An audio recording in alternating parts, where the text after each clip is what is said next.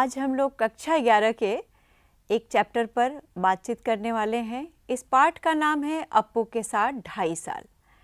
इस पाठ के लेखक हैं सत्यजीत राय।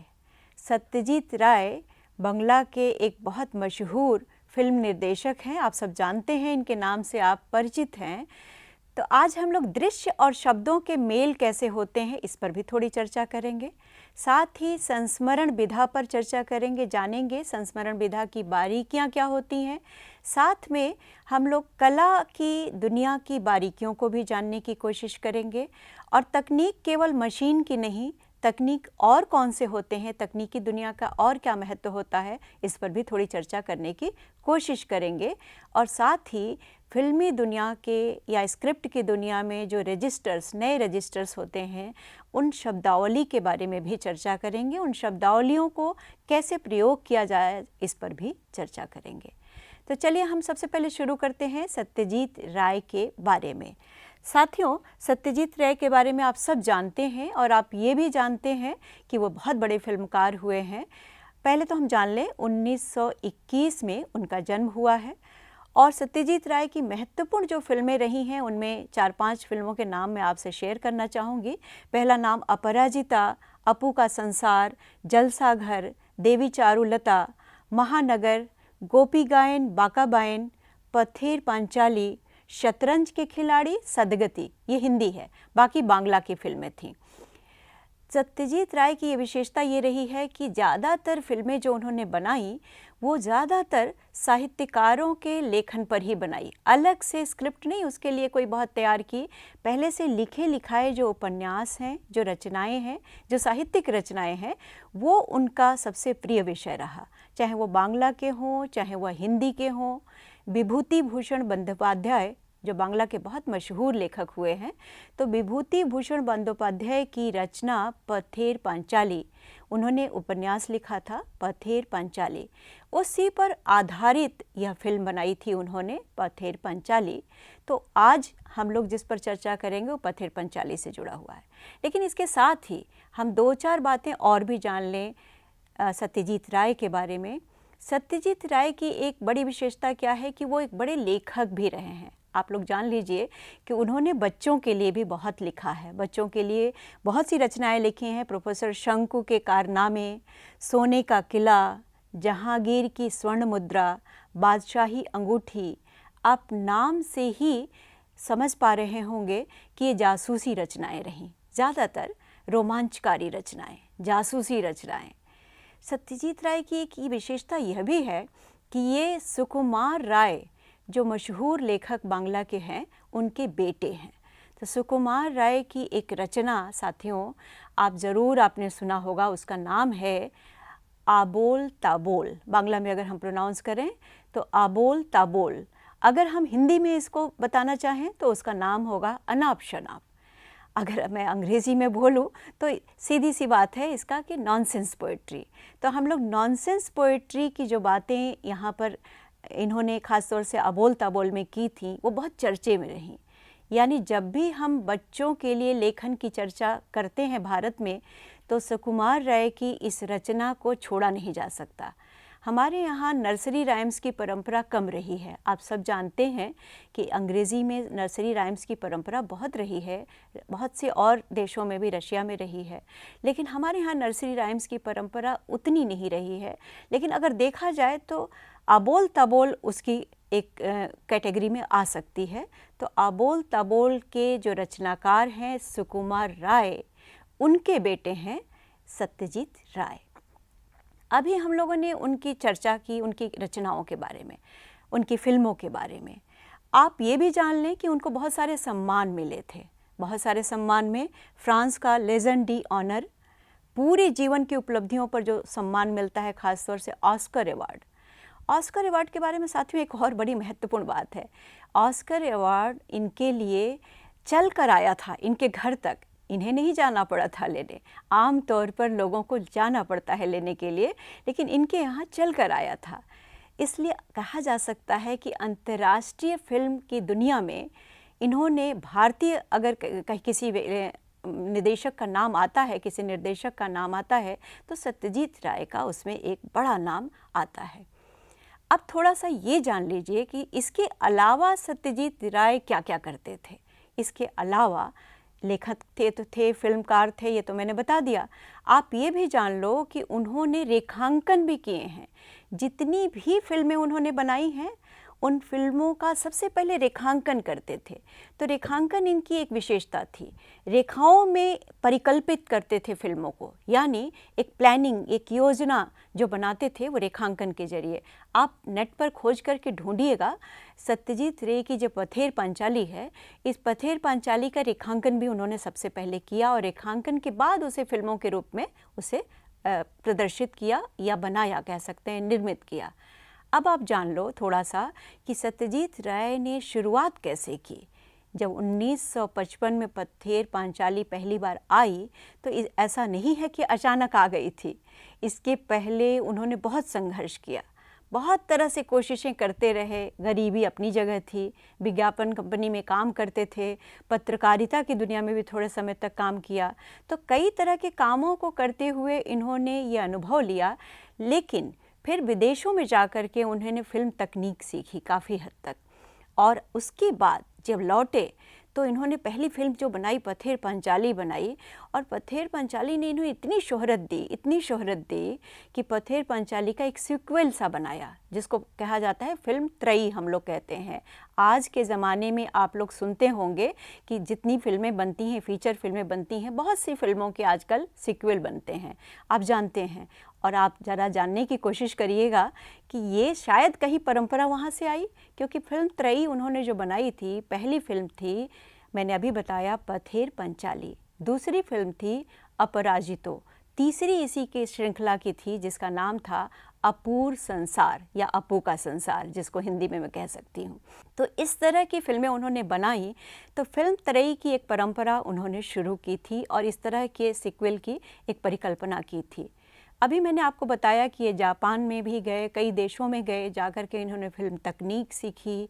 फिल्म तकनीक सीखने के दौरान इनकी मुलाकात अकीरा कुरोसावा, जो जापान के बहुत अच्छे बड़ा नाम है, फिल्म निर्देशक हैं। तो जापानी फिल्म निर्देशक अकीरा कुरोसावा से इनकी मुलाकात हुई। अकीरा कुरोसावा से इन्होंने बहुत सीखा, बहुत जाना, और जब भारत लौटे तो उसका प्रयोग इन्होंने अपने फिल्मों में करने की कोशिश की, काफ़ी काम उस पर किया। लेकिन आपको हैरानी होगी कि जब इन्होंने बाद में पथेर पांचाली और इस तरह की फिल्में बनाई तो अकीरा कुरोसावा जैसा जापानीज फिल्म निर्देशक इनके साथ आकर जुड़ने की कोशिश की। जिससे इन्होंने सीखा वो यहाँ आकर के इनसे भी जुड़ने की कोशिश की। उसके बाद जो एक सिलसिला शुरू हुआ, आप कह सकते हैं कि पूरा का पूरा 40 लगभग फिल्में लगातार 40 साल तक फिल्में ये बनाते रहे। कभी कभी तो साल में 2-2 फिल्में इनकी आती रहीं। तो ऐसा भी हुआ है, लगभग हर साल तो फिल्म बनाई ही है, लेकिन कभी कभी तो साल में 2-2 फिल्में। तो बहुत तरह के कामों के साथ, अनुभव के साथ ये आए। एक और बात बता दूं, इन्होंने कभी कभी तो किताबों के आवरण भी बनाए हैं। रेखांकन तो ये करते ही थे, मैंने पहले ही बताया था, विज्ञापन की दुनिया में काम करते ही थे। इन्होंने स्क्रिप्ट लेखन का काम भी किया। अपनी फिल्मों का तो ये स्क्रिप्ट लेखन खुद करते ही करते थे निश्चित रूप से। और कई बार तो संगीत की दुनिया में भी काम किया, क्योंकि संगीत भी इन्होंने कई बार अपने फिल्मों के दिए हैं। हालांकि पथेर पांचाली का संगीत, साथियों आपको मैं बता दूं, पथेर पांचाली का संगीत ख़ास तौर से रविशंकर, पंडित रविशंकर का नाम आप सब जानते होंगे, सितार वादक, बड़े मशहूर सितार वादक हुए हैं। तो मशहूर सितार वादक रविशंकर का इसमें संगीत दिया हुआ है। तो ये पूरी की पूरी विभूति भूषण बंदोपाध्याय की रचना, सत्यजीत राय का निर्देशन और संगीत पंडित रविशंकर का। तो ये तीनों मिला करके ये फिल्म इस कदर मशहूर हुई, इस कदर प्रसिद्धि मिली, अंतर्राष्ट्रीय ख्याति मिली, कह सकते हैं, फिल्म को भी मिली, फिल्म दुनिया को भी मिली, और कला फिल्मों की दुनिया को एक स्थापित करने में भी इन्होंने मदद किया। क्योंकि कला फिल्म आम तौर पे उतनी ज़्यादा आम जनता तक पहुंच बनाने वाली फिल्में नहीं हुआ करती थीं, लेकिन यहाँ से एक शुरुआत कह सकते हैं कि आम जनता, इन्होंने कला फिल्म को एक नई ऊंचाई दी, नया स्थान दिया, तो नई ऊंचाई तक पहुंचाने का काम किया। साथियों, अब थोड़ा सा हम जान लेते हैं कि जिस फिल्म की आज हम चर्चा कर रहे हैं और जिस फिल्म के बनाने के अनुभव पर केंद्रित है हमारा यह पाठ, जो हमने 11वीं कक्षा में लिया है, अप्पू के साथ 2.5 साल। ये फिल्म बनाने का अनुभव था। 2.5 साल तक फिल्म बनी थी। उस 2.5 साल के अनुभव को इन्होंने इसमें पिरोया है, एक किताब लिखी है और उसी का एक अंश हमने यहाँ लिया है। तो आपको मैं बता दूं कि पहले तो फिल्म के बारे में, पथेर पांचाली नाम पहले आपका ज़रूर ध्यान जा रहा होगा कि आखिर बांग्ला में इसका मतलब क्या होता है। बांग्ला शब्द है पथेर मतलब रास्ता का, और पांचाली मैं आपको साथियों बता दूं, जैसे आप लोगों ने सुना होगा हमारे यहाँ छत्तीसगढ़ में पांडवानी की परंपरा है, रास परंपरा है, बाउल की परंपरा बांग्ला में है। तो कई सारे जो लोक संगीत की परंपराएं हैं, उन्हीं परंपराओं का एक रूप जिसका नाम है, बांग्ला में नाम था पांचाली। तो पथेर पांचाली यानी रास्ते का एक संगीत। तो रास्ते के संगीत की बात जो इसमें आती है, नाम से ही आप समझ पा रहे होंगे। बाद में हम बताएंगे कि कैसे ये रास्ते का संगीत हुआ। साथियों, आप ये भी जान लीजिए कि पथेर पांचाली फिल्म की छोटी सी कहानी बता देती हूँ, है क्या ये। विभूति भूषण बंदोपाध्याय ने ये उपन्यास लिखा और उस कहानी में छोटा सा केंद्र क्या है, गरीबी और संघर्ष की दुनिया जीने जाने वाले जो इसके नायक हैं कह सकते हैं, जिसका नाम है हरिहर राय। तो हरिहर राय ने उसके केंद्र में तो अप्पू है, लेकिन हरिहर राय उसके पिता हैं, अप्पू के पिता हैं। और अप्पू की एक बहन है जिसका नाम दुर्गा है। अप्पू की माँ है जिसका नाम सर्वजया है। और अप्पू के पिता की बुआ हैं जिसका नाम इंदिरा ठाकुरोन है। यानी कुल मिलाकर के ये थोड़े से पात्र हैं उसके, और इन्हीं पर केंद्रित ये पूरी की पूरी कहानी है पथेर पांचाली। शुरुआत यहाँ से होती है कि गरीबी इस कदर है कि उस गरीबी को से निजात पाने के लिए, या यूँ कह सकते हैं एक नया रास्ता तलाशने के लिए, लेखक जो, या यूँ कहिए कि हरिहर राय जो इसके पात्र हैं, वो चले जाते हैं शहर को। जब शहर को जाते हैं तो सोच कर जाते हैं कि हमारा सब कुछ बदल जाएगा, जो यहाँ अभी ख़राब हालत है वो बदल जाएगा। लेकिन होता क्या है कि जब वो जाते हैं तो उस समय मीडिया भी इतनी हमारी महत्वपूर्ण तो थी नहीं, हम एक दूसरे से संपर्क तो कर नहीं पाते थे। तो जब गए तो गए, एक दूसरे से संपर्क एक तरह से कट गया। तो दुर्गा और अप्पू जो दोनों भाई बहन हैं, दोनों में बहुत ज़्यादा प्रेम है, दोनों एक दूसरे के साथ रहते हैं। और दुर्गा जो है उसकी माँ की तरह भूमिका अदा करती है, अप्पू की माँ की तरह की भूमिका अदा करती है। अप्पू की माँ का नाम तो सर्वजया है, लेकिन दुर्गा उस तरह की भूमिका अदा करती है। दोनों साथ रहते हैं, बहुत अभाव है, यहाँ तक कि खाने को भी कष्ट है, बहुत मुश्किलों में इनका जीवन बीतता है। लेकिन एक बहुत महत्वपूर्ण बात है साथियों, जब ये आप देखेंगे तो आपको एक ध्यान जाएगा इस ओर कि भले ही खाने को कमी है, भले ही कई तरह के अभावों में बीत रही है उनकी ज़िंदगी, संघर्षपूर्ण ज़िंदगी है, लेकिन एक समृद्ध दुनिया उनको मिली हुई है। कैसी समृद्ध दुनिया, आपके मन में सवाल उठ रहा होगा।